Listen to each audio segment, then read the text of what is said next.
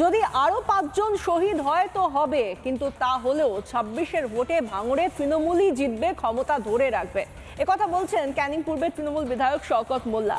তাহলে কি তৃণমূল ভাঙড়ে ক্ষমতা ধরে রাখার জন্য বলি চড়াতে তৈরি রয়েছে? লাশের ওপর দাঁড়িয়ে ক্ষমতা ধরে রাখার মরিয়া খেলা খেলছে তৃণমূল।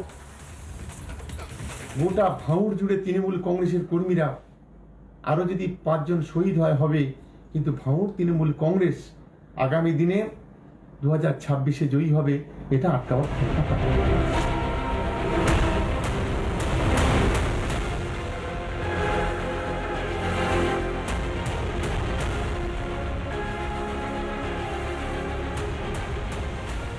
তৃণমূলে মুষল পর্ব, জেলায় জেলায় খুন তৃণমূল নেতা। মরছে তৃণমূল, মারছে তৃণমূল।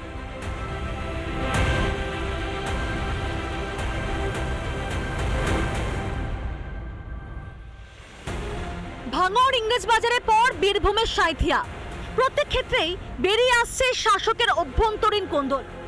এর পিছনে কি রয়েছে বড় কোনো সমীকরণ? প্রশ্নটা উঠছে শাসকেরই নেতার মন্তব্যে।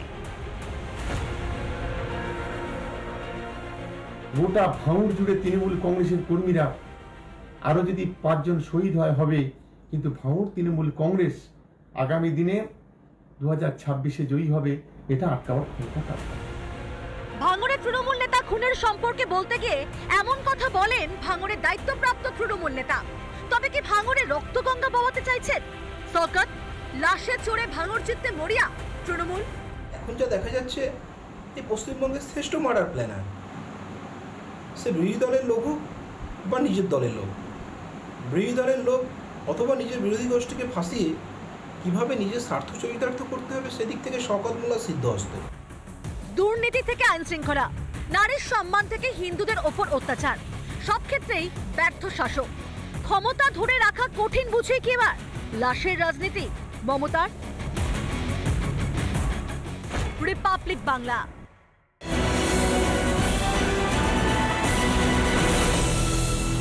নানা ধরনের কন্টেন্ট দেখার জন্য লাইক করুন, শেয়ার করুন আমাদের ফেসবুক পেজ, সাবস্ক্রাইব করুন আমাদের ইউটিউব চ্যানেল। পাশাপাশি অন্যান্য ব্রেকিং নিউজের জন্য অবশ্যই চোখ রাখুন রিপাবলিক বাংলায়।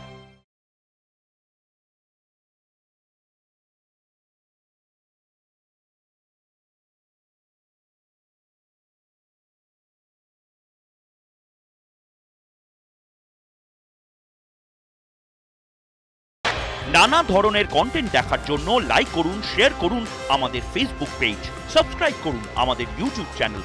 পাশাপাশি অন্যান্য ব্রেকিং নিউজের জন্য অবশ্যই চোখ রাখুন রিপাবলিক বাংলায়।